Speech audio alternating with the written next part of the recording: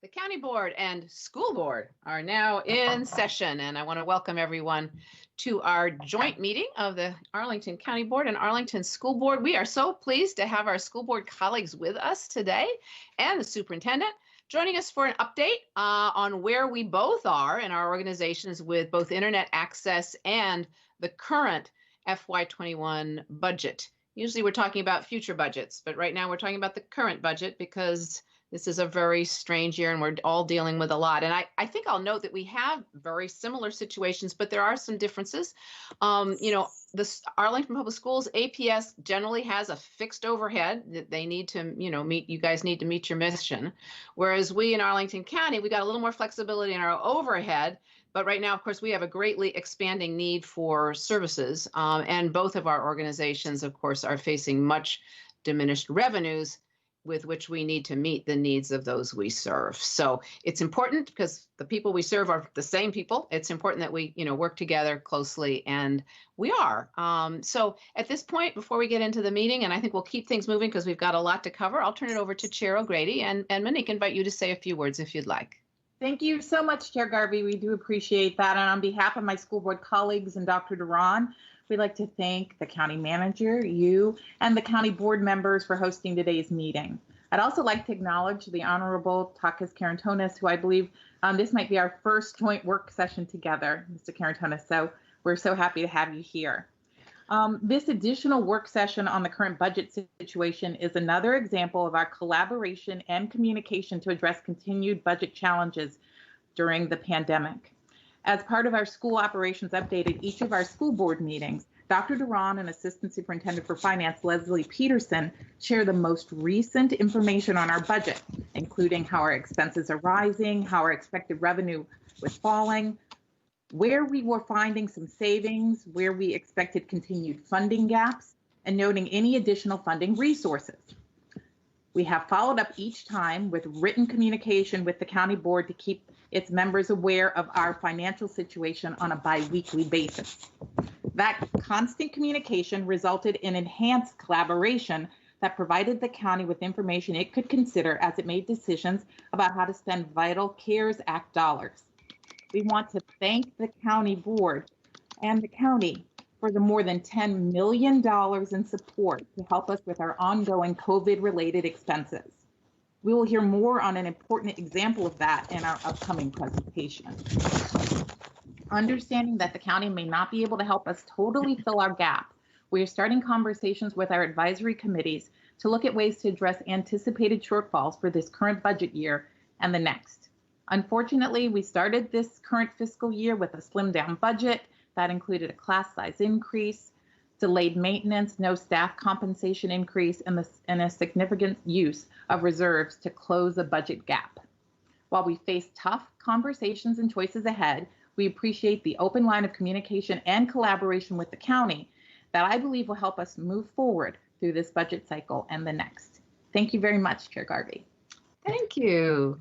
And thank you, Chair O'Grady, for those remarks, and we'll get right into it. I think we're going to start with a little kind of update from both sides on internet access, which has been a major challenge, of course, for the school system especially, but for us as well. And we've been working closely together on trying to make sure that every student and employee has access to high quality internet during this pandemic. So I think I'll turn first to Dr. Duran to update us on where you are, and then I'll turn to our manager, Mr. Schwartz, to update us on the county side. So Dr. Duran, over to you. Thank you very much. And if someone could bring up my PowerPoint and go to slide 2, we'll start with the internet access update and want to provide some very important information and updates on where we are and the collaboration. And I want to thank everyone. It's my first joint work session with the county here as superintendent. Look forward to future collaborations, but I want to be very, very clear that the collaboration around our internet access has been really a remarkable opportunity for us to help and provide support to our students and our families. If you go to slide 3, please, you can see that most of our students, 98.64% of our students have been enrolled in and are participating in synchronous learning for an average of 4 hours a day. That is, they're participating either in live team meetings with their teacher or activities that have them to be logged into our system. As you know, we've also taken measures to provide a device to every single pre-K and up to 12th grade student. And we are seeing now that 95.4% of those devices that we have distributed to students are the ones that are actively being engaged in our network regularly. And so we understand that we need to take a closer look into the students that are not participating in synchronous learning activities. And we are doing that by looking at the data very carefully. We quickly learned that a majority of our students in this category are pre-K students that are dually enrolled and don't attend APS-led activities.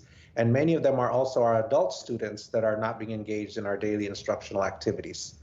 But all of our schools have been provided with portals that provide them information on which individual students are participating so that they can help identify and individually follow up with any students that are not actively engaged. Additionally, connectivity is very important outside of a device. And this is a part of the collaboration that has been very much appreciated from APS and working with all the county board, your support, and our county manager and staff. Because we understand that we have to address connectivity in multiple ways as we looked at this challenge, and you've helped us to do that. Thanks to the extremely thoughtful and timely help of all the work that's gone on, our two technology teams have been working closely together. We've been able to adopt multiple strategies to address student connectivity. And if you go to the next slide, I'll talk a little bit more about that. So we can see here that some of the ways that we have been able to provide additional connectivity is through our Comcast Internet Essentials program, where we have 810 families currently supported through that partnership, through additional MiFi devices for families who did not either qualify for the Comcast or had multiple families living in a home that might have needed extra support beyond the Comcast. There was more than 1,300 MiFi devices that have been assigned to students, and they're currently transitioning to unlimited data for MiFis on that effort that we're working towards. Another great partnership, and I know the county manager will talk more about this, is our exterior wireless access to hotspots at our schools. We have 4 schools that are now have exterior wireless access that allows the community around those schools: Abington Elementary, Campbell Elementary, Randolph Elementary, and Gunston Middle School, to have that support. That's been a wonderful addition. And then Wi-Fi hotspots in areas of need, with 4 locations along Columbia Pike near Arlington Mill, and the continuation to expand this effort. And again, that's really a great partnership with the county, and I want to thank everyone again for that support. So that is our updates that we have in terms of access, and I will pause now to turn it over to our county manager before I move on. The rest of my presentations focuses specifically on fiscal year 21. Thank you so much, and we'll get back to you. Mr. Schwartz. Yes, thank you, Madam Chair, Dr. Duran, members of County Board and School Board. Just wanted to put this all in perspective. In March, Arlington Public Schools, when we had to move to a virtual learning, did some fantastic work to get out MiFis to these devices to students. And that was in March. I'd like to give you an update of where we are in October and a little bit of a preview where we'll be in December. So if we could go to the next slide. This is an overview, and what you're seeing is Columbia Pike here, and take a minute or two to explain what we have here. The blue circles, sort of bullseyes, and there are about 4 of them if you see them along Columbia Pike, are where we have placed what I like to call Wi-Fi blasters, but they're on our traffic signals, and they project a Wi-Fi signal, which projects something that can be picked up by APS devices, only APS devices, at higher speeds than can be used that the MiFi devices offer. So this increased accessibility and speed, you can see, is in those blue areas. The yellow, which is laid out along here, is the preview for where we will be in December once we have expanded through technology called CBRS that allows expanded projection. And you can see these red dots are actually, thank you to Raj, where the MiFi units have been deployed. So you can see MiFi, which offers some connectivity. A lot of the students, especially along Columbia Pike, who do not have wired connectivity to where they live, are going to be encompassed in this area that will have really incredible speeds and a sort of mesh network. And so if we go to the next slide, this is a sort of the same image you just saw on the previous slide, but sort of expanded to give you a better sense of what's involved in this picture. And you can see, if you look real closely here, you can see the Arlington Mill Community Center is one of those spots, and you can see further down where there are two more signals, and I can't read the cross streets, but probably Jefferson is one of them on the left, and South Columbus Street is another one, and then along a 4-mile run. But let's go to the next slide. You can see here, this is the eastern end showing from South, we'll have connectivity from South George Mason along to South Monroe. And you can see within this area here, it butts up against Randolph Elementary, which if we go to the next slide, this shows essentially what we have now that we did not have in March.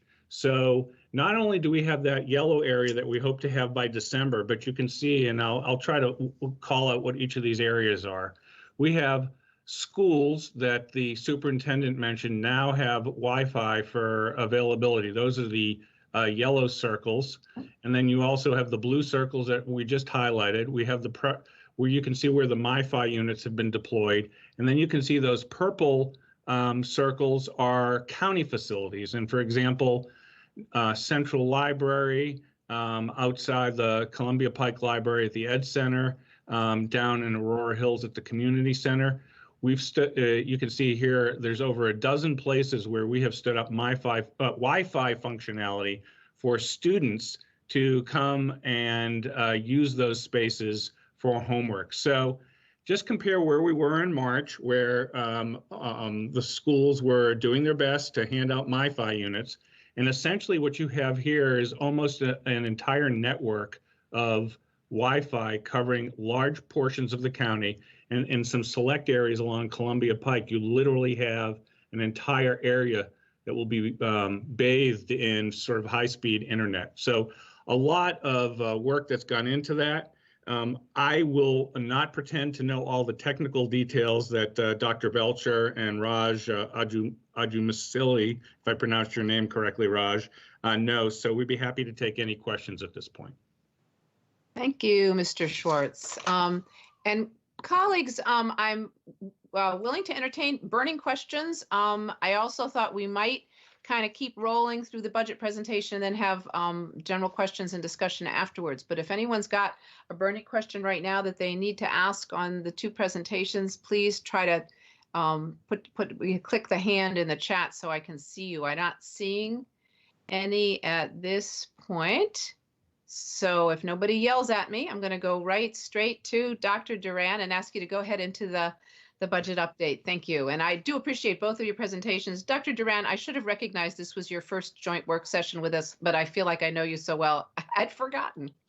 So glad to have you with us. Thank you. So I'd like to now share some updated information and some new information to some, but a lot of this information we have been sharing in our monitoring report, and each time we do at our school board meeting, we add additional information because this fiscal year is a budget unlike many others where we have now learning new information as we go. So next slide, please. This slide here details some of our estimated changes, and I want to emphasize the word estimated changes because, as I said a minute ago, this information is continuing to change. But here is our estimated changes at this time in revenue, with some projections including the county revenue, which is we've received the information from you projecting to decrease between 14.1 and 21.2 million. So you can see that there. Our state sales tax estimates previously indicated a loss of 3.6 million for fiscal year 21, but the General Assembly adopted a hold harmless provision for state sales tax, which means we will not lose those funds. However, we still do not know about any other changes to state revenue which could affect our overall financial picture, so that's why you still see a TBD on that line. The state is, though, providing additional CARES Act funding, which has been very helpful to school divisions, using an allocation formula of $175 per pupil based on our fall enrollment. So with that with that in mind, we have been projected to receive 4.73 million. And these funds, of course, are intended just for COVID-19 preparedness and response measures like our testing, our supplies, PPE, technology, etc. And again, as we all know, with CARES Act funding, these funds must be spent by December 30th. In terms of our local revenue losses that you can see here from extended day, that is estimated about 12.97 million. This estimate encompasses the entire school year, as our return to school plans envision using most, if not all, of our extended day staff as repurposed staff to assist either with transportation or other needs that we have at our schools to provide either distance or virtual learning or hybrid learning. Our revenue losses from building use and bus and camera fines are projected only through the first quarter, which would for us end on November 2nd. So there may be additional revenue losses occurred beyond the 2nd. And that would, of course, depend upon what happens throughout the year. Revenue losses from our aquatics, our summer school, our Montessori tuition, and our other fees are projected through June 2021. And those also may change based on the rollout of our return to school plan. Again, all of these are projections, and we continue to update them as we receive more information. Then you can see in terms of federal revenue changes, we did have CARES Act funding of 1.99 million, partially offset by some lower Medicaid reimbursements. So again, this is where we are right now with our estimated revenue losses. As you can see, they are significant, of 23.54 to 30.64 million. And that's going to definitely require us to make some changes to our current year budget. Next slide, please. Next slide, please. Thank you. On this slide, this is our fiscal year 21 cost projections. This slide really shows some of the estimated costs that have occurred due to being in distance learning and the closure. And right now, our total estimated expenditures of costs is 12.5 million. These figures are based on schools being in the virtual model through the first quarter only. And of course, as we're making changes to return into different models potentially at the second quarter and beyond, there may be additional costs that are incurred. But right now you can see that our health and safety needs, which include PPE, screening, cleaning supplies, and personnel for that, is about 7.1 million, with 2.77 of that really being for a lot of our supplies like masks and hand sanitizers, gowns, gloves, things of that nature. About 2 million of it is for cleaning supplies and personnel. 1.4 million of that is for screening supplies and the personnel. That's what you see the breakdown there. We also can see here our technology needs, which have been significant, totaling 2.54 million. And then when we think about our need to provide instruction, we have things like toolkits for every student that were provided at the beginning of the year, additional days in summer for our special education teachers, and for our extended school year services for students with disabilities and all of our individualized IEP plans that are needed, and additional printing and translation of packets that needed to go out. We also have a lot of mental health and well-being costs that are very important and necessary. And during our summertime, we had social workers and bilingual family liaisons available to support our students and families. That was additional cost that was needed and very important. Other costs you can see here include food services staff pay to the first quarter, translations, etc. So there's a variety of costs that we know of right now at 12.5 million, and again, subject to change as the year goes forward. Next slide, please. We've also looked into our fiscal year 21 budget for savings, and we do have some savings as a result of being in distance learning. So savings here you can see are projected in areas such as salary and benefits, utilities, fuel, capital outlay, contingency, and other. And this includes a projected savings in debt service as a result of the bond refunding in the fall 2020 bond sale that you can see there listed as well. And so right now, as you can see at this time, we have a projected savings that would help obviously benefit us and closing the gap that I mentioned earlier of about 8.97 million. Certainly as we continue to go through the year, we're going to look for more savings within our budget. And that will of course depend on the model and the plan that we're in when we begin each level of return. So it's also possible there could be additional costs rather than savings as we implement these models. But at this time, we are at 8.97 with some savings. Next slide, please. This slide, we want to detail the support that we've received from the county and thank the county for this support for the fiscal year 21 support that we have received. We did receive some additional support that impacted fiscal year 20, which you'll see in a moment. But for fiscal year 21, the county has provided us $7 million from its allocation of our CARES Act funding. We also have received the additional funds remaining from the $500,000 that was intended for Internet Essentials for students. You can see that outlined there. And then lastly, the county managers recommended and shared with us that the general operating reserve decrease to reflect the current budget levels for the county overall results in refunding $280,000 to us and APS for that share of the fund. And so we definitely appreciate and support all this additional funding that will help us as we work to continue to collaborate through fiscal year 21 and look forward to fiscal year 22. So additional county funding in fiscal year 21 of $7.73 million. Next slide, please. In summary, even with additional county support, state support that we mentioned earlier, and federal CARES Act funding, we are facing a gap of between 19.3 and 26.4 million when you factor in that additional county support. And as noted, I've already said a couple of times on purpose, these numbers will continue to change over time as we get further information on additional revenues, incur more or loss of additional revenues, incur more expenses, or find additional savings. Next slide is a slide I'd like to share in terms of some good information that we were able to determine. And this is our preliminary look at our fiscal year 20 closeout. So here we have a preliminary look at our fiscal year 20 closeout that shows, and obviously this is still subject to review by our auditors, but it shows that we have 24.3 million in savings from operations in fiscal year 20. This is slightly offset, as you can see below that, with a reduction, a very small one, but a reduction in revenue based on revenue sharing. And then here I want to highlight additional support from the county, which is 2.65 million of CARES Act funding that covered administrative costs associated with the closure from March to June 30th of last year. And this is all costs that were incurred with the closure and the need to plan for a change to distance learning. And so those additional 2.65 million from the county's CARES Act funding is listed here as it applies to our fiscal year 20 closeout. So overall, we have 27 million available right for reallocation.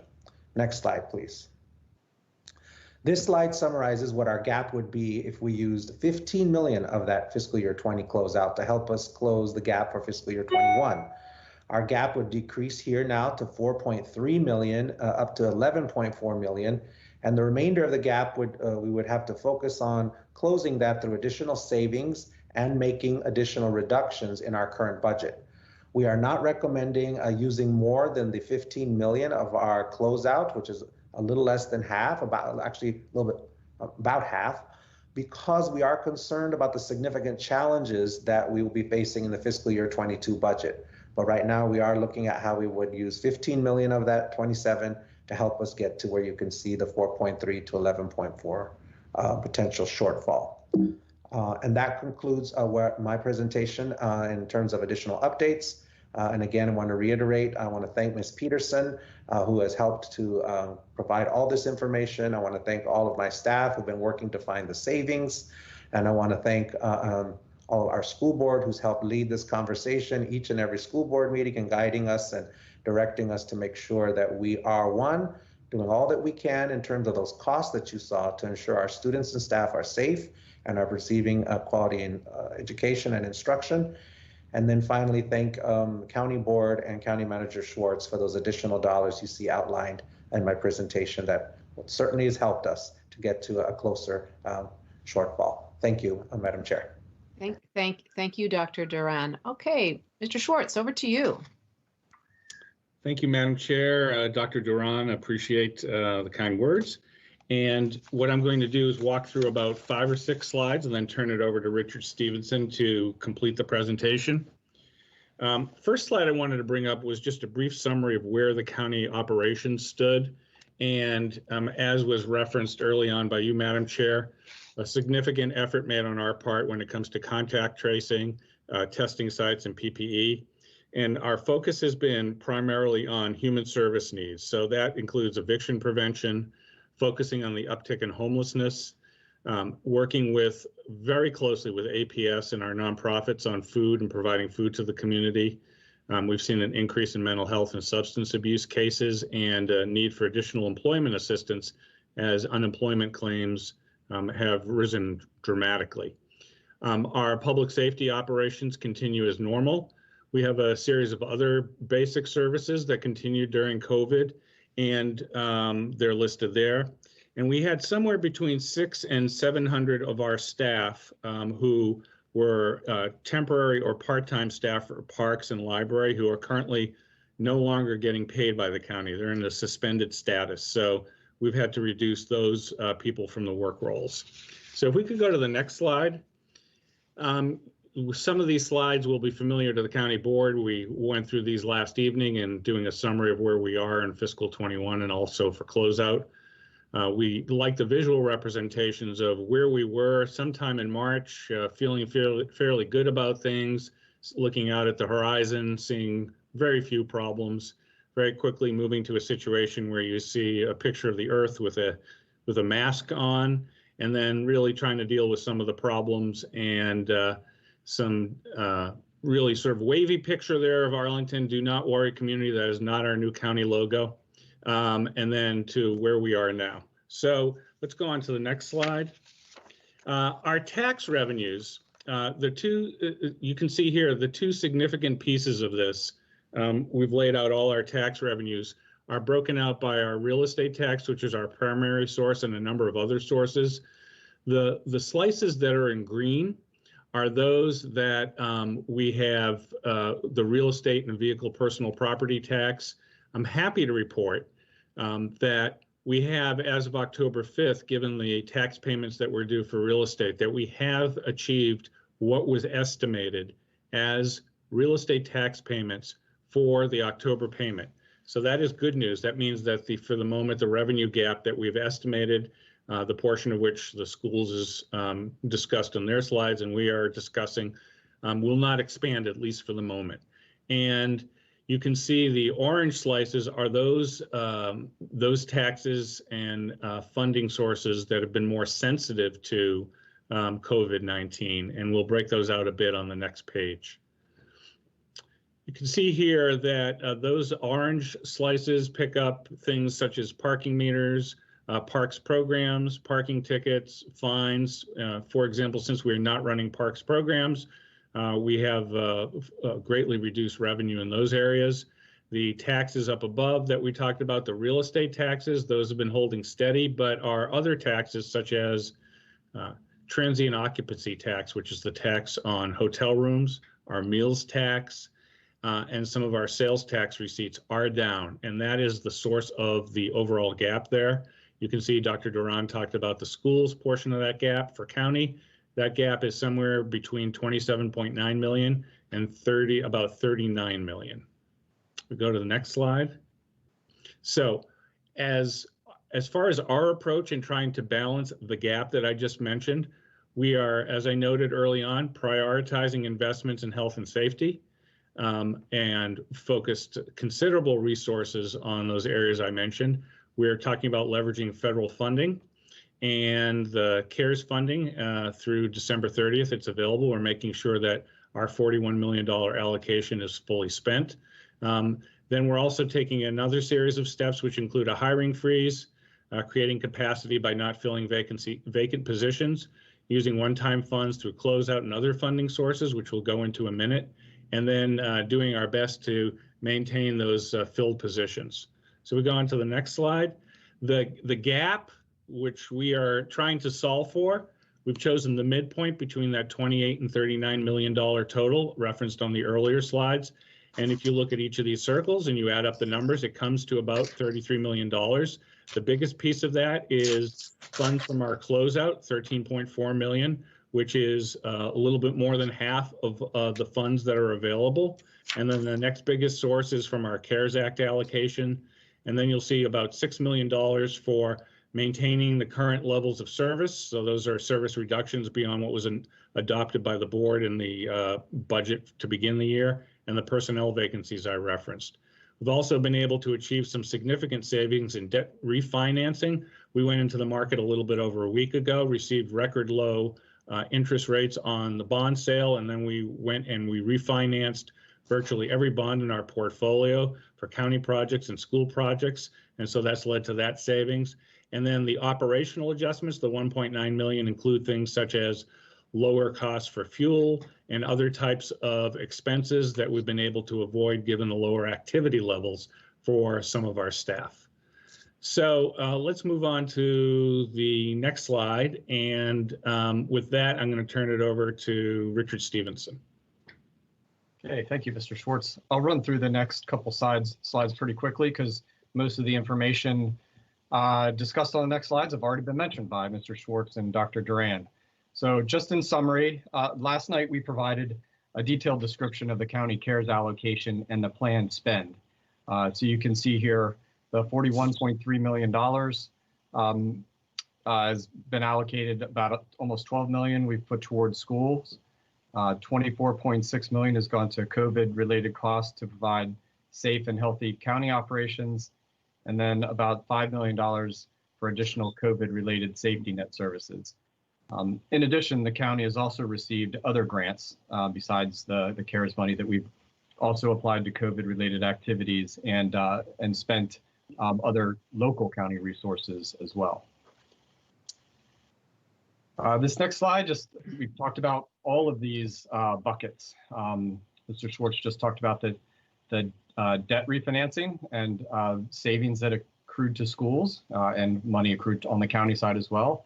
The $10 million that the county allocated to schools with CARES money, some in-kind funding for wireless, and then that's sort of the COVID side of the equation. And then just to highlight, there are additional resources the county provides to schools above and beyond the principles of revenue sharing that run the gamut of DHS services, school crossing guards, etc.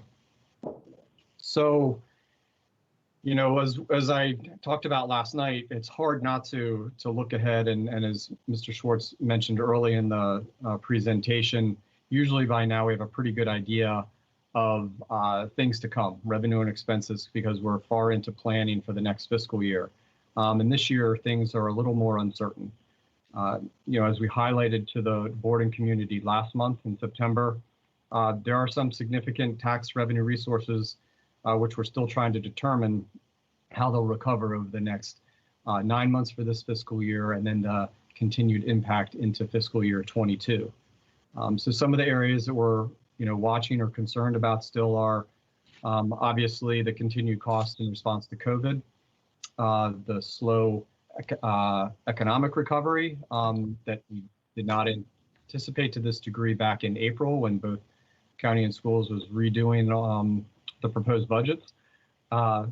Coming up in January, the assessments, as you know, the largest tax source on real estate, will be coming out, and we'll see how the valuations are affected for most particularly on the commercial side, what rents or vacancies may be impacted and reflected in valuations. Also, the business activity, how will business tangible and business license taxes be affected? And as we've all seen, with lower tourism and business activity, that's had these ancillary impacts on sales tax and meals tax that Mr. Schwartz mentioned earlier. And we are seeing a slower sort of return to normalcy for many of our non-tax sources. And then, of course, on the expenditure side of the equation, what are the additional cost pressures that we'll need to consider? This is the county's, the manager's recommendation of unrestricted funding from the closeout of last fiscal year. As Dr. Duran said, the numbers aren't final yet, but for the county, we have about $22.4 million, slightly less than the prior fiscal year. The manager is recommending that they be allocated to 4 areas, 13.4 million, or almost 60% of the funds to help us in the FY21 revenue shortfall, setting aside about $5 million to deal with the COVID needs in the next fiscal year that we expect that will be continuing. About $2 million to an employee separation contingent. We anticipate that with the pressures that we'll have on the expenditure side and lower revenue, that we'll be looking at staffing, and so setting aside some monies to accommodate some of those both tactical and strategic decisions related to our organization with staffing. And then finally, an operating contingent, which we've done for a number of years, that things pop up during the fiscal year that are not planned for, and this allows some flexibility to react to those for things that aren't budgeted. So the next steps, as we're all aware, going through the closeout process, as I mentioned, we proposed the recommendations to the board last night. Community and board have a month to consider those recommendations. The board will take action in November and provide some guidance to the manager on formulation of the 22 budget. And then we will be putting forward the proposed budget in the February-March timeframe for fiscal year 22. And with that, I will turn the mic back over to Chair Garvey, please. Thank you. Or maybe to Mr. Schwartz, who I see on my screen. Mr. Schwartz, did you have anything else? No. No, I just wanted to turn it back to you. Thank you. All right. Thank you. All right. Colleagues, I'm going to invite our school board colleagues to start first with questions and turn it over to Chair O'Grady to kind of manage that. It's a little tricky with so many people doing this virtually, so take it away. Thanks, Chair Garvey. I appreciate that. With that, I'd like to turn to my colleague, Reed Goldstein. Mr. Goldstein, comments or questions at this point? Yes, I do. Thank you. Am I on? Yeah. Okay, I can see myself. Yeah. Thank you. My greatest concern is compensation for our APS workforce. I am deeply concerned that the confluence of several factors will mean the reduction in quality of our workforce and therefore our inability to recruit and retain the best and the brightest. And with that reduction, diminishment of Arlington's greatest drawing card, which is our highly rated school system. So these factors include the fact that we did not provide a compensation increase in this year's budget. We have not given a COLA increase in 5 years, while all of the surrounding school divisions have. Currently, our compensation does not lead in any teacher step. The surrounding school divisions have seen blood in the water and have invested in greater compensation for their workforces. Prince William County's top of the scale is now $25,000 higher than ours, which will enable them to recruit and retain the most experienced teachers. Even when we did give step increases, not all of our workforce were included. The long-awaited compensation study was supposed to fix that last year, but did not. Housing is cheaper in all of those surrounding jurisdictions than in Arlington. Teacher morale is down because of the extraordinary additional time they've been working to make virtual learning happen, combined with their fear that they'll be forced into an in-person environment that's unhealthy and unsafe. And there's a national teacher shortage, and has been for a few years, that we have seen in a smaller pool of applicants at recruitment events, which has already affected our ability to hire the best and the brightest. I know that staff compensation is our single biggest expenditure, but it's a mistake to look at that large amount as an easy target for a cut. It's our single biggest expenditure because it's our single greatest asset.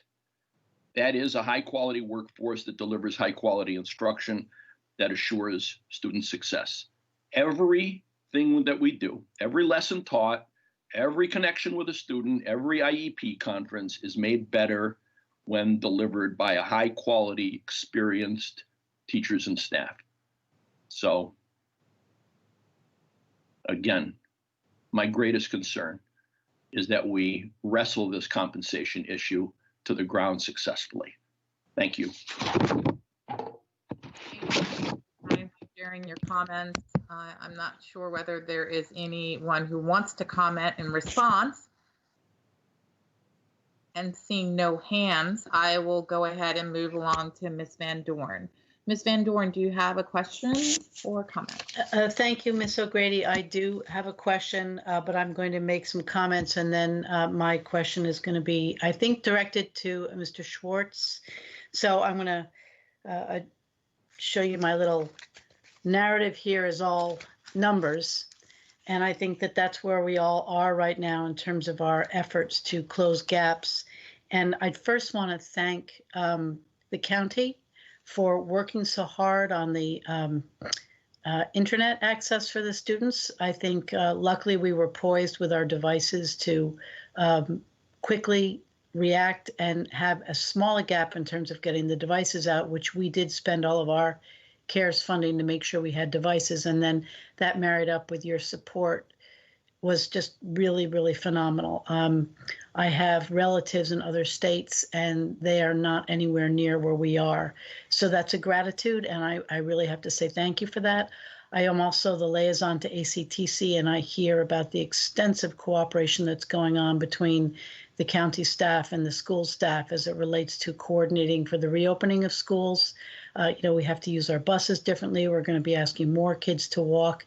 And the county staff and the police have been phenomenal in working with us on that and that planning. So I want to thank you for that. And I know we've done a lot of coordination around food and other items. So just thank you very much for all that. And this is probably my last joint work session. So I just want to say thank you for our years together. But now I want to do some big picture items in terms of money. I find it pretty much impossible to divorce this year from next year. And I see it as a big pot because reserves and closeout that we would normally put to next year, we're going to need to use some of that for this year. So I'm going to use some big numbers and show you what I think is the issue that we have to deal with together. This year, it looks like we have a $20 million gap, and I'm going to go to the low end of all this. Next year, it looks like we have about $60 million. So that's a total of about $80 million. If you combine our closeout, let's round that up to between 27 for closeout and reserves of 12. Let's call it 40. So an $80 million gap over this year and next year, and $40 million to offset that. Now, I have complete faith that Dr. Duran and Cynthia Johnson and all of the staff at APS are going to work very hard to close that. We always get closer every single year. So I have confidence that we'll do that. Last year, in about 3 weeks, Cynthia was able, as acting interim superintendent, to close a gap of $27 million. But in doing that, she used well over half of our existing reserves. So we don't have that 16 million, we now have 12. So my point is, let's say conservatively it's 40 million and we whittle that down. There are a couple of numbers I'd like to suggest that you all keep in mind. On average, an employee in APS is $100,000. So each $1 million is 10 employees. To increase our class size, we save by 1 across the board, it's a $5 million savings. So if you take that $40 million, that's a class size increase of 8 at $5 million for each student and 400 employees. So I'm just calibrating it for you. If you think about it that way, when you look at how, as we're whittling it down, each step for us is $100,000 per each employee and $5 million for a class size increase. And there are some class sizes which are getting so close to the state SOQ that we would not be able to increase the class size by that amount. We're never going to do that. We all know we're not going to do that. But when my colleagues come back to you next year and Dr. Duran have done all their work, I really hope you see that we worked very hard last year and this year. And as Reed says, our staff are just working so hard, and we won't have given them an increase this year. And that's a problem. So I just wanted to give you some numbers to rule of thumb, 100,000 per employee, $5 million for a class size increase. And looks like we're going to have about a $40 million over 2-year gap you can move that money around year to year, but it's all going to go to the same place and balance the budget. And so my question is, in my life, I've never been in a worse situation than this pandemic. And I consider this a rainy day. And I know that APS with the county has been contributing to a rainy day fund. And I'm wondering, I think we probably have about another year to get through this. Will you be willing to dip into that rainy day fund, Mr. Schwartz and the county board, to at least consider it in the event that we are not able to close our gap? So that's my question. And you know what, you don't have to answer it now. It's really, I'm posing it as something for you to consider, because I don't see any way around you all, because we will have tapped our reserves, of coming to the table and helping us with that. And I look at that out. I wish I were going to be on the board to help brainstorm that, but I'm not. But it is not, we're not in a place where we have pots of money to dip into anymore. So I don't know if anybody wants to answer that or comment on it, but I've heard varying things about our ability to access those reserves, and I'd like to know if it's on the table or not at all. Mhm. Thank you. Mr. Schwartz, would you like to answer or talk a little bit? We could maybe get into more detail, but talk a little bit about the rainy day fund. Sure. First of all, I wanted to say hello to Nancy Van Dorn, one of my nearby neighbors. Sorry, this is our last time in a joint work session. There are, and I'm going to, at some point, I'm going to ask Maria if you could, not quite yet, but put up a slide that talks about the level of our reserves. But we have two portions of our reserves. One is 5.5% of our general fund balance, which is, I like to say, or I don't like to say, is that 5.5% is very low in comparison to our AAA comparators and peers. And those funds, I hate to be apocalyptic, but those would be the kinds of funds that you would use if government literally was unable to function. And so, for example, some of our colleagues out on the West Coast, when you've seen some of those fires where businesses shut down and there really isn't much going on, that is what those reserves are set aside for. Those are meant really not to be spent in anything except the most extreme circumstances. We do have another 1%, which we have available, of about $11 million, which is our equivalent to your $12 million in reserves. That $11 million is set aside for economic circumstances. And we have, by policy, we draw down on that. We've drawn down that from 11 to about 7 million, and we have to replenish it over every 2 years. But if Maria or Richard, you could just put up that slide that shows where Arlington is in comparison to our sister jurisdictions. Just take 1 second. Yeah, you can see here, this is the reserve policy levels laid out by the county board right now. We are at that 5.5% level. You can see how we compare with the other jurisdictions. Now, this is based, in order to keep a AAA rating, this is the bare minimum we have to do. It certainly is not something that I would ever recommend, but it's certainly an open question as to whether the school board and county board feel compelled to maintain that AAA rating. But you can see why it is that I'm very resistant to put any of that on the table, though that slice between the 5.5% and the 6.5%, which is about $11 million, we have dipped into that on the county side, most recently in the current budget, to the tune of about $4 million, and last year to the tune of about $1 to $2 million for some information technology investments. So back to you, Madam Chair. That is my short answer, and I'm happy to provide any further detail.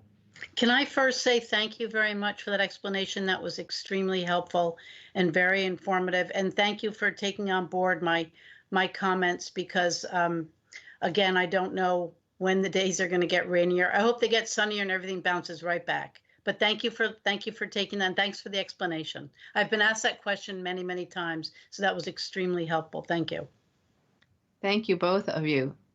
Chair O'Grady, back to you. Thank you very much, Chair Garvey. I appreciate that. Now I'd like to turn to my colleague, Tanya Talento. Ms. Talento. Thank you, Chair Garvey. And I just want to thank the county board for having a joint work session with us on the budget. I don't know how many departments in the county get a work session, but I know that we are the schools. And as a schools advocate and school board member, I think we are one of the most prized possessions that Arlington County has. It has its own governing board, and the ability to sit here with you all and discuss our respective budgets, I think, is just significantly important and greatly appreciated. It's really helpful for me to see the challenges that you all have to also manage. And I hope that it's helpful for you all to see our challenges, because we do have to come back in the spring, as we do every year, to try to determine how we are managing the growth of APS, which has been consistent for years. Now we are experiencing a drop in enrollment. We don't know if that's temporary or permanent. Well, probably not permanent, but how long that is for. So I just want to take this opportunity to, again, say thank you. I want to echo the comments about the collaboration on the internet work. Raj and Jack did just amazing work trying to support our community. And I know that was also supported by our superintendent, county manager, and all board members. And so thank you. We don't do that work alone. And I'm glad that we had an opportunity to share that with the community today. And, I will also not be here next spring to discuss our budget and advocate. I do have concerns. I did not anticipate our work session today to discuss in great detail some of the challenges that we had. I think I was looking for questions, but I thought that both the county board and school board shared really clear and transparent information about where we are. So I don't think I have a lot of questions for the county manager as far as his presentation goes. I appreciated the information, understanding how our taxes are coming in, understanding what we're expecting in January. I do share concerns about how our commercial real estate taxes will be affected. Many organizations and businesses may choose not to invest in the overhead because many of us are working from home. So how many people will go back to their offices? What will that look like? Will commercial real estate go down? So I do worry about that and recognize that we're not out of the woods yet. But I do think it's important as we enter the budget season for next fiscal year.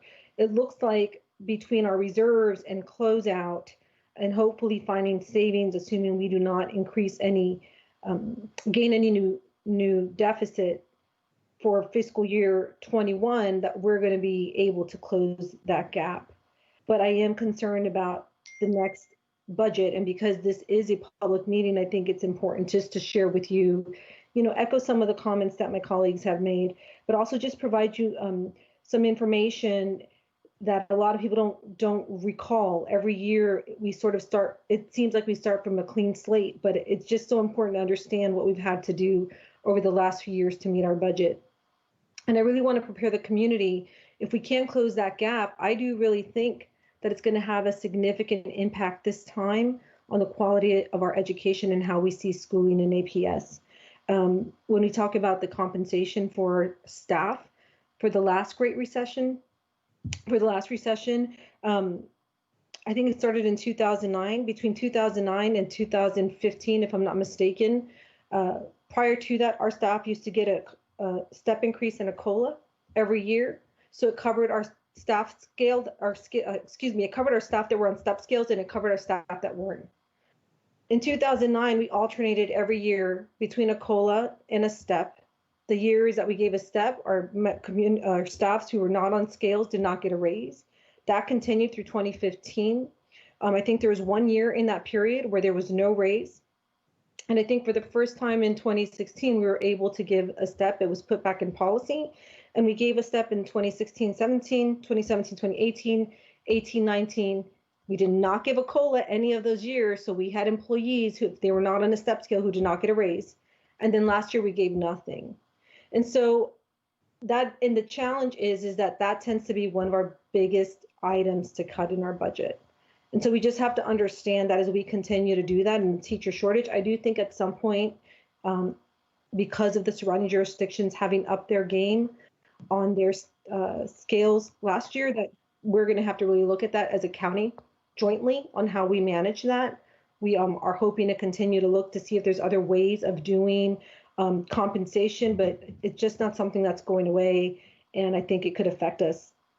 We've increased class sizes for 2 years in a row, so it's important to note that it wasn't just last year. We increased class sizes the year before. We were able to postpone it 2 years ago, but then we did increase it at all levels. I think it was fourth and fifth, 0.5 in middle school and 0.75 in high school. And in fourth and fifth, it was 1. And then last year, we increased it by 1 in every single grade. Okay, and we did cut back on a lot of programs. We've eliminated FLES.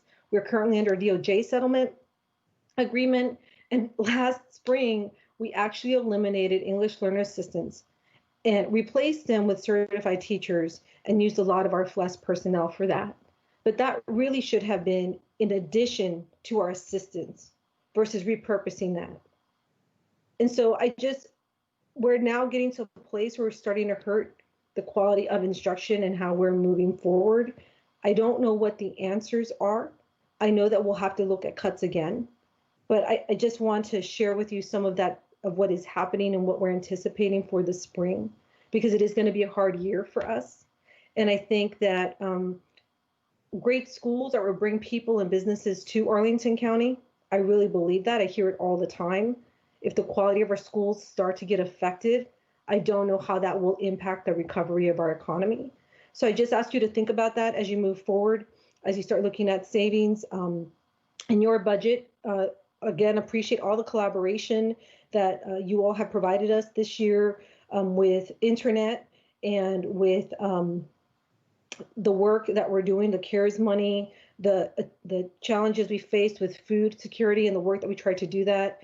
I know we've had some collaboration and efforts for other things in our community that we're still working on. And so I just want to say thank you for that. But I did want to just give you an understanding of some of the things that my colleagues did not touch on that really are starting to impact our system, so that as we enter the significant deficit next year, you understand that it really will start to affect not just schools, but the county as well. And thank you for your time. And it's really great to see everybody, even if it's virtually.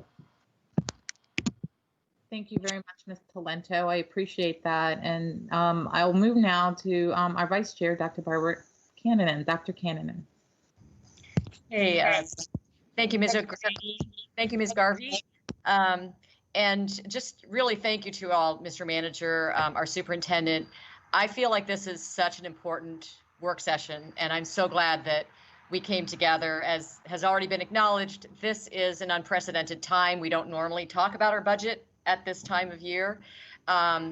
It's important for us to acknowledge our concerns, but also for our community to hear what we are dealing with, and that this is going to play out going forward.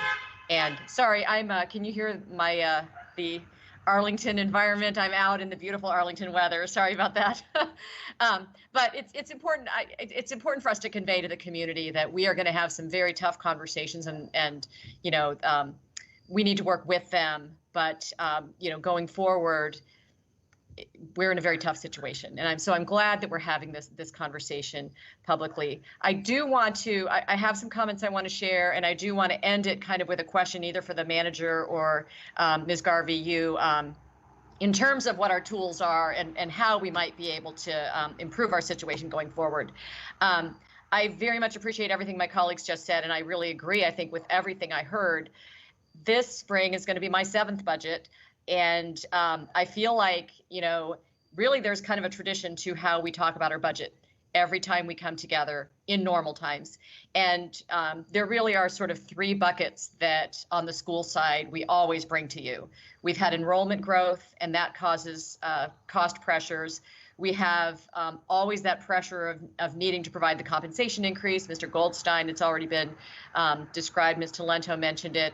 And then there are always new student needs that have been identified. At one point, it was socio-emotional supports and mental health services, as Ms. Talento just pointed out. This past year, we had evaluations for our special ed program and our English learner programs, and we identified needs that, resources that we needed to provide FTEs as well as other resources for our English learners and our special ed students.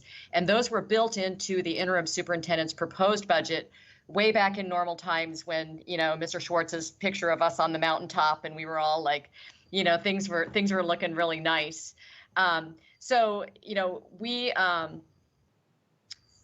we had a really a strong budget way back, and we've really taken 2 hits, as we all know.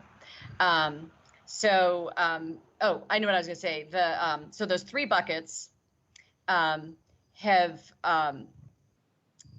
been overwhelmed now by a new pressure on our entire system, which is simply that reduction in county revenues. So when constituents have asked me, like, what's the big problem right now? That is the big problem. It's county revenues. And we know that. That's why we're here. But going forward, as has already been mentioned by my colleagues, we took out our compensation increase. We've increased class sizes. We've delayed maintenance and new field renovations. And I also want to mention one other area that my colleagues hadn't mentioned yet, which is some of our joint interests, like our transportation demand management incentives. We reduced those. We were working with the state on purchasing electric buses, and we're not able to do that. So there are a number of things that we're like down into more of a hole than maybe that final gap that was in our PowerPoint is implying. And that's kind of what's leading us into next year with, I think we're already projecting a $60 million budget deficit next year. And that's because we do need to provide that compensation increase. We do need to bring our maintenance back. And we do, we have those needs that I don't even think are part of that $60 million gap. So this all really leads to that basic issue that, we're facing a decline in revenues. And so I guess my question then becomes, what are the tools? What do you see going forward for ways that we can address that basic issue? Because as you know, on the school side, our only revenue tools are our pool fees and extended day fees, and we're not even running extended day right now. So what ideas do you have for how we might, be able to build back our school system as well as the county in terms of some of those resources and needs that we've lost? Thank you for that question. And I think I could answer it. I'm sure I'd leave something out. And so I will turn it over to our staff, who I think could answer it better. My colleagues may want to talk about that, but we'll get to our time in just a little bit. So Mr. Schwartz, do you want to talk a little bit about the tools? Because I know you presented that to us in a presentation a few weeks ago, I think. Right. So I want to say good afternoon to Dr. Cannon. The one thing that we have not spent any time talking about is the potential for additional federal assistance. And so I do not want to put all of our eggs in that basket, but I think that with the election upcoming, there had been some hope that before that additional state and local aid may happen, and it may very well. I think regardless of the results of the election, there will be additional federal aid. So I think that is one of the first places we would look. As far as other ways, we have an equation that everyone, I think, in the community is very familiar with, which is that given our main source of taxation is from real estate, both commercial and residential, the question then becomes, where are values going and how do we handle a tax rate? And in all the budgets I've dealt with, sometimes you have a fairly benign situation, I would say, where if you increase tax rates, the commercial landowners end up, because they've accrued additional value, can contribute more. But I think we may be in the unfortunate situation where anytime we would increase tax rates, it would fall on the residential homeowners. So that's certainly one lever. I'm not recommending that. And then in addition, not only the real estate tax revenues, but a series of fees and other kinds of things. At the end of the day, it's as I think you referenced, Dr. Cannon, there are very few levers that we actually have to affect how the equation works. So I will stop right there and turn it back to you, Ms. Garvey. Thank you. And I will turn it back to Chair O'Grady. I will just say, Dr. Cannon, I don't know if this is what you had in mind, but also there are issues like furloughing employees, which we've done, downsizing. I mean, so we have some of those same kinds of levers that you do. I don't know if that's what you were getting at as well, but I hope Mr. Schwartz answered your question. Yeah, I was mostly referring to revenue side. Yep. Nope, that's fine. Yeah. Yep. Okay. Thank you. All right. Chair O'Grady, back to you. Thank you, Ms. Garvey. I appreciate that. And seeing the time and wanting to ensure that we do not monopolize the work session. I'm going to turn it back to you because I did have the opportunity to make opening comments, and I want to have an opportunity for us to hear from your board members as well. Just in saying that, I'd like to say thank you again and to Mr. Schwartz for the presentation, for the opportunity for our colleagues to ask questions. I think they asked valuable questions, and we look forward to continuing to work with you and to answering any questions here in the comments you have. So thank you very much. All right, thank you. And I will go to our side, and I think I'll start with Mr. DeFranti. Thank you, Chair Garvey. I want to thank our school board colleagues for the chance to be here, and in particular, thank Dr. Duran and the county manager for your presentation. As I think about this, it's a difficult time for parents. I don't have young children, and we do hear, in addition, how hard of a time this is. It's a frightening time for some of our teachers. I've heard from teachers who are very worried for their safety, and we have to take that seriously. And for our kids, it can be a boring and sometimes lonely time right now. So this is a very difficult moment. I do think we all are trying to see things through an equity lens. So kids and adults who are hungry, and kids and adults at risk of being evicted, and kids and adults who are free and reduced lunch kids who are free and reduced lunch are very much on my mind. The question, it seems to me at the end of the presentations that I do think that the two fiscal years are related, but I guess I'm a little bit inclined towards a focus on the fiscal year 21 of 4 to 11 million. And I'm mindful that because I was once upon a time school budget committee chair, I'm mindful that we had a lot more in reserves 2 years ago and 3 years ago, and so reserves have been on the school side have been going down. I guess my question really focuses on the extended day employees and temporary workers. And Mr. Schwartz, I think you mentioned that we sort of held off on the 600 to 700 is the number I thought you said.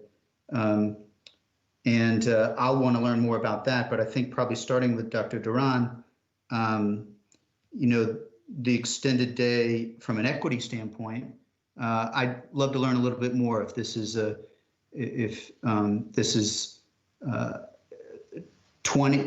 10 to 20 hours per week, 30 hours, and whether this is a principal source of income for folks.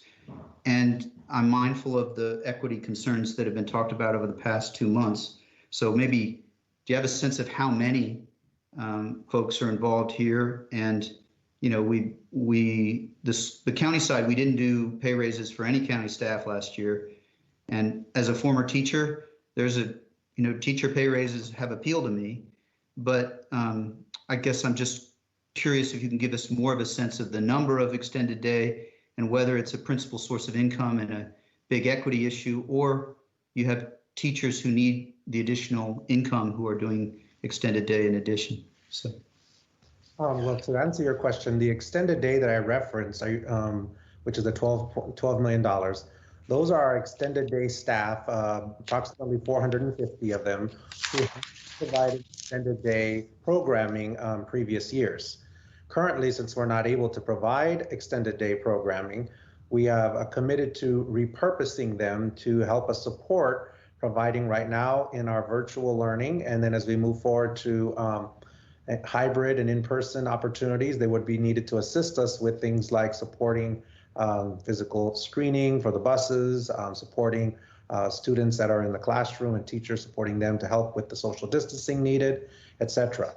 So for each of them, what this commitment does essentially is it provides them with the opportunity to receive what hours they had been previously receiving in last year and when the extended day program was operating. So it varies on each of those individuals how many hours, but it's the hours that they had been previously earning when they were in extended day programming. So our commitment to this approximately 450 or around 450 employees is to keep them on helping us and supporting us through the time that we're in terms of our virtual and hybrid programs. And that group of employees in our budget is funded by the fees that are incurred through extended day.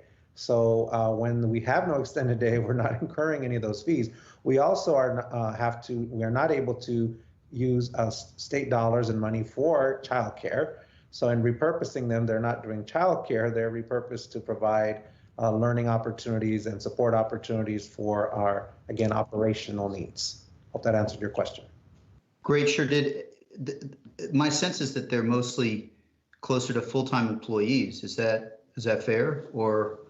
I believe, and Ms. Pearson, you can help me if I'm incorrect, I believe they receive 4 to 6 hours a day, depending on the individual. I believe it's 4 to 6 hours a day. Ms. Peterson, if that's incorrect, you can correct me. It's actually something a little bit less than that. Most of our extended day staff have a shorter schedule. We only have a handful of staff who are working a full day every day. Great, so the big thank you. I'm mindful of the in conversations equity implications for those employees, and so I also don't know if Mr. Schwartz, you wanted to talk. Did I have 600 to 700 right for the temporary employees that we've stopped mostly paying, and are there also some equity concerns for those employees as well? Yeah, I'm going to ask Michelle Cowan, because I know she actually has a more finer breakout between, I think, parks and library staff, and can speak to that in more detail than I can. Sure. So we have put in suspense status just over around 630 employees, which means they, and we did that back in May or June. I can't remember the exact date, as a budget saving measure. They are spread across, believe it or not, all departments. The majority are in parks and libraries. Their hours vary dramatically. We have long been reliant on the use of those types of employees for operations of our libraries and community centers. And so their hours can be as much as 20 to 30 hours a week, just from a perspective. I think the number is close, it's higher on the park side. I want to say anywhere in the 400 to 450, 500 range, and then everything else sort of falls in between. But it's really parks and libraries, but they are spread across the county. I don't know if that answers the question. Sure, and that's wonderful, and I'll yield. I will want to follow up with just to learn a little bit, Dr. Duran, because of the teacher, the slight 1,000 or 800 decline in enrollment. I would imagine that the teachers hired for those students are still under contract, and I may follow up on that, or I don't know if you have a quick answer on it, but I'll yield to colleagues. Unless you have a thought. Sure, I can quickly answer. Yes, they are, because that number is not significant enough when you think about if it's 1 or 2 students in a classroom and you spread that across several classrooms. It does not warrant with that number any reductions. When we think about any reductions in enrollment, you need to see larger significant than that because of our class sizes. You know, you may lose 1 or 2 or 3 or 4 per class. That doesn't mean you would then at that point not have a teacher and then have to reassign those students to another teacher that would be over the class size. So right now we do not have any teachers that have been affected because of that reduction. Sure, and that makes sense. It's consistent with 20 years ago or 25 now when my impression of when I was teaching too. So thank you, Madam Chair. Yeah, now I'll go to Ms. Crystal. Sure. No questions. I'll be very brief. Appreciate the opportunity and certainly the presentation. Dr. Duran, it's clear that you and your staff are working diligently to match the efforts that we've seen from our manager and finance staff to try to find ways to fill these gaps without having an impact on the most vulnerable and in fact meeting the higher needs of the most vulnerable. I appreciate the school board members' comments as well. I'll just say I think in a moment where we have Arlingtonians in desperate fear of eviction, many families that don't know where their next meal is coming from are faced with the prospects of layoffs, to say the least, salary freezes. I profoundly wish this was an environment in which we could be talking about wage and salary increases, but I think it's really important that we focus on the catastrophic circumstances under which so many of our community members and students find ourselves in. Thanks, Madam Chair. Back to you. Thank you, Ms. Crystal. Mr. Karantonis, I'll go to you next if you've got some questions or comments you'd like to make. Thank you, Madam Chair, Chair Grady as well. This is a very interesting discussion, very timely. I would align with my colleagues, Ms. Crystal, Mr. DeFerranti, in the overall approach, and thank you to the school board and to Superintendent Duran for actually doing, in my opinion, an excellent job to support the weakest of the weak, the kids and the families that right now are most impacted for that. And I have to say that I believe all of us understand that they're not only impacted right now under COVID, but they will continue to be impacted as we climb out of this with, a lot of territory to have to catch up after that. You have set up a system to deliver food. We tried all together to get this synchronous learning and remote learning. We will be very supportive of the effort to get back to school as long as the development of the COVID pandemic allows us. But to Dr. Kanninen's comment about, what will be the major contributors to the solution, I have to say that the CARES Act money was, imagine if we would have this conversation without the CARES Act money. That would be truly catastrophic. I have no question about that. And I believe that there is a reasonable expectation, as Mr. Schwartz said, to see some additional relief there. I have only one technical question at the risk of sounding like a little bit like a bean counter. Is one thing that I want to understand very, very well for this current fiscal year. Dr. Duran, on slide 10, you appear to be saying that there is a $7.73 million gap to be bridged still after you have appropriated about $15 million to cover for this year's deficit. And realize some additional savings. So there are 7.73 million. Do I understand it correctly? And the second question is to our county manager. So on slide 13 of your presentation, you present 4 buckets of additional support in the current fiscal year for APS. How do these two things, fit together? Are we going to appropriate money to cover the current fiscal year? First, on slide 10, the 7.73 million that's listed, that is actually the total amount of additional county support that we've received in fiscal year 21. This is the money that you already received. It's not additional.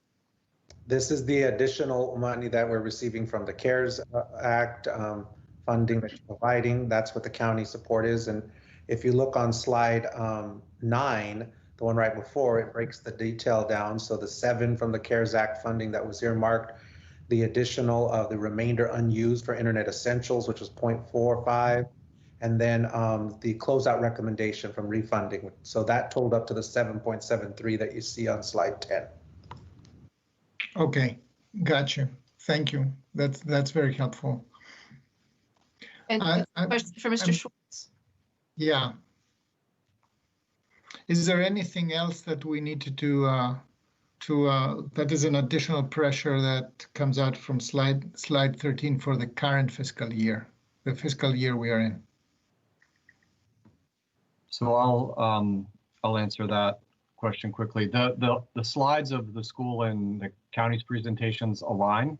The numbers that Dr. Duran is representing with their debt service savings and their CARES funding that the county manager or that the county board is allocated to schools, they align up, and that all the funds are sort of recognized in the 2 presentations, if that's answering your question. Okay. I just wanted to reconcile these two so that I understand them better. Thank you. It's nice that they crosswalk. It's great. I'll turn now to Mr. Dorsey. Thank you, Madam Chair, and I'll echo all of the thanks to Dr. Duran and Mr. Schwartz for the presentations. And let me just say that I'm especially sad that moving forward, I will no longer participate in these joint work sessions with Board Member Van Doren and Board Member Talento. It's been a joy to work with you, so thank you. I know that we've focused a lot on revenues, and I know that that's the top line feature of this story. But while revenues are what they are, we do have a bit more control over, what we spend. So just a question about that for Dr. Duran, if I could. On the increased expenses that you presented for cleaning and screening specifically, personnel is a part of that. Are you needing to hire individuals to support those efforts?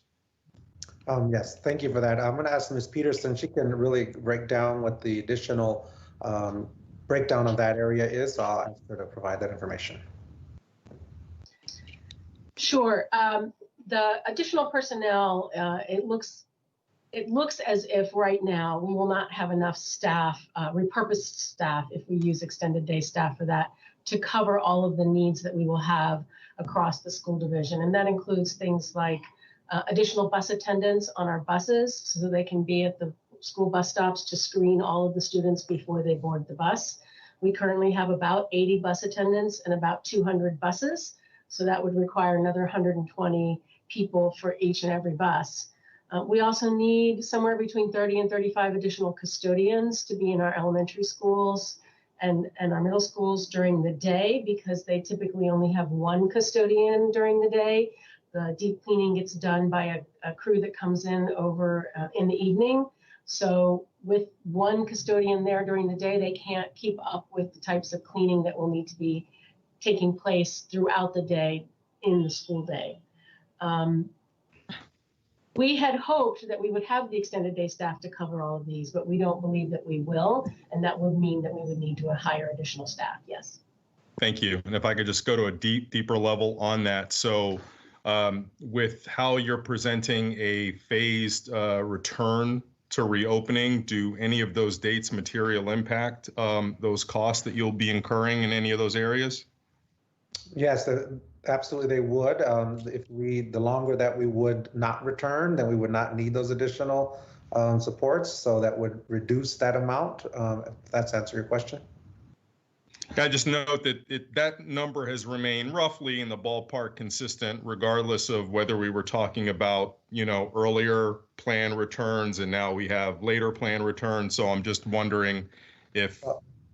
Yeah, our initial, if you recall, when we went to full virtual, that we anticipated that we would begin the phase in return at the second quarter, which is the beginning of November, which is still what our plans are. So right now, that's what that was based upon. Okay. Date. So have you considered that, maybe perhaps, standing up or calling for volunteers to support at least with the screening efforts might be a way to bridge some of those gaps that you may have with available staffing? Well, we've looked at volunteers to enhance, but we don't want to have volunteers be the minimum that we need, because then we would not be able to provide the screening that's required. So we would not want to have that as be in a situation where we would have volunteers who may not show or are not able to, maybe decide that they would not want to do that anymore. That happens with volunteers at times. We appreciate the extra support, but we have a bare minimum of what we would need to make sure we're operating, and so we would not rely on them for the minimum. You may be underestimating the parent community, but be that as it may, I'll take that under advisement. Final one is just really a question. Since we have this shared interest in revenues and making sure we maximize those to the extent that we can, to make sure that those are available at the negotiated or agreed upon percentages for schools.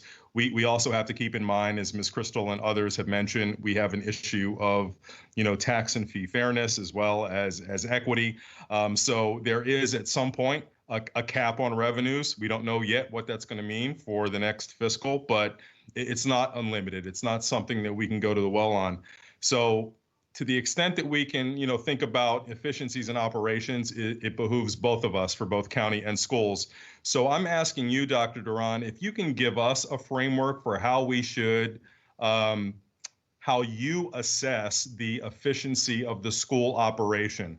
I fully recognize that the cost per pupil metric that many people are familiar with is flawed in its methodology and in its presentation in a variety of sources. So what do you use as a school division to determine whether or not you're as efficient in operation as you can be? So I think there's a variety of factors we use. We certainly want, as a school system, we want to make sure we're providing quality education. So we want to look at our achievement data as one aspect of that in terms of efficiency and in providing what our teachers need and the supports that they need.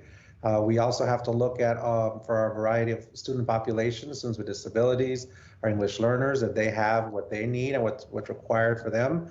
And so we need to look at those and being efficient, I don't know if I'd use that word, but to try and answer your question, it's making sure we're providing all of the supports that are put in place.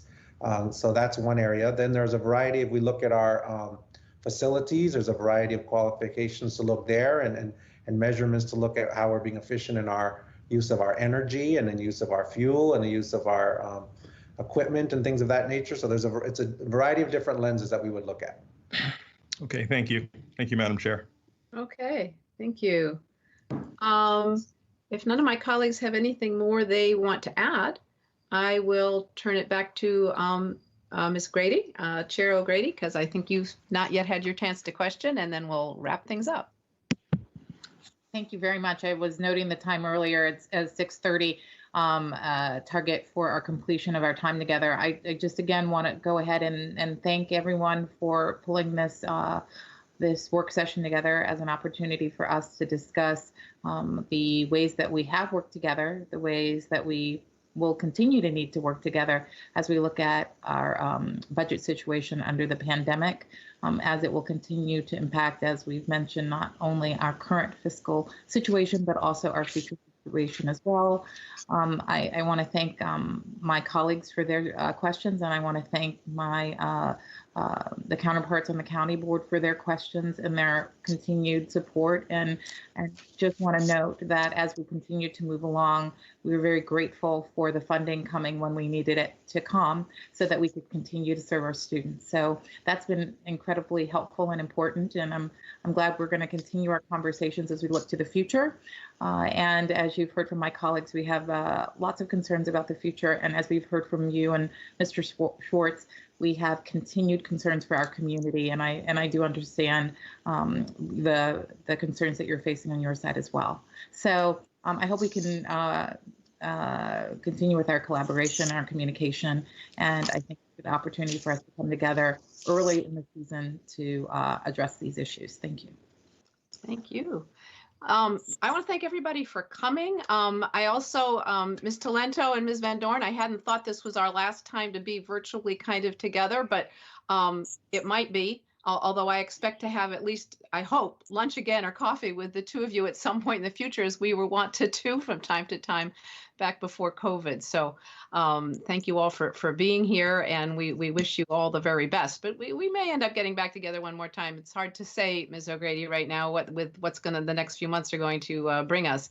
I do have a few kind of comments. I think someone said that the money is the, finances are the major problem. I actually think, and they're related, of course, it's the fact that the children are not in school, of course, for our parents. I mean, it's such a difficulty for our families and for our children. I totally understand why they're not in school right now, but that is the number one thing. And I would like to say, which I have before to you, that we on our side, we stand ready to help in any way we can.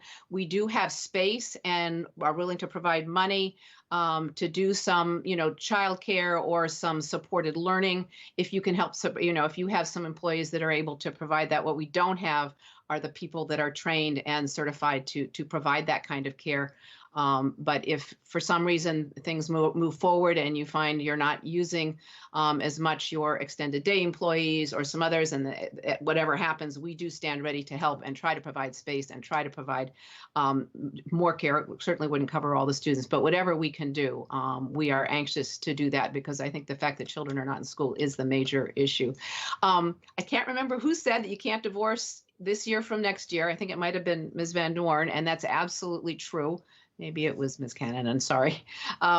We really can't. We do need to be thinking about both years and actually beyond that. And I would like to, which I've said to all of you individually from time to time, if we find we're able to use this year as a way to pivot, to move into the 21st century and think about doing some things differently, I think that could be very useful. I think a number of our school board colleagues have laid out how clearly, kind of on a trend that can't be continued to some extent with the costs and the need to support teachers so they can afford to, to live, to teach, and provide quality classrooms. If we continue perhaps to do things exactly the way they've been done for quite some time. And I know we're doing them very differently now. And I know our school system is always trying to tweak things and get things working better. But I have often thought that if there were a way to balance class size and buses, so right now, because children don't come in neat bundles for classes, you have classes that are small, some that are kind of large, but because they're spread out around the county, you can't really balance them. And that's part of the reason we have such a need for teachers, and cutting class size is actually it all has to get spread out, and it doesn't balance out. You need more teachers because one class, all of a sudden you bump over and you're over, and you've got to have another teacher, and you split the two classes in half. And I'm sorry for people who haven't been involved in education, that was probably all gobbledygook, but I know my school board and educational professionals understand it. The point being, if we had a different way to get students somewhat into schools and into classes that weren't totally based on boundaries and buses and how we bus things, that perhaps that we could get them more neatly arranged in certain sizes, which obviously now that we're working virtually can be done much more easily. If we didn't have buses driving around the county, some of them almost empty and some of them packed, if we could kind of spread that out and have perhaps a different way of getting children to schools physically when they do go, might be able to get some cost efficiencies. And all of this is out of my area of expertise, totally not easy to bring about. But the reason I'm talking about this now is I think we may need to be looking at different ways of delivering education, just as we need to look at different ways of delivering our services and get us into the 21st century. And if you decide to take some leaps like that, change is not easy in education. Believe me, I know that from my years on the school board. We stand ready to support you. If there's some innovative things that you would like to try and take steps doing that you need support with, we'd certainly stand ready to do that, because these are extraordinary times and calling for some extraordinary measures, I think, as we continue to try to work this through. Hopefully we'll have a vaccine soon and it will get simpler, but right now it is very difficult, and I appreciate all the support and effort of everyone coming together. So with that, if there are any other final words, I'll take them, but otherwise I think we can adjourn. Ms. O'Grady? I know. Just wanted to acknowledge the end of the evening. Thank you to everyone. Yeah. Thank you, everybody. Thank you so much for being here. Everybody stay well. We're adjourned. Good night. Thank you. Good night. Thank you, everyone. Good night. Everyone. Thank you. Good night.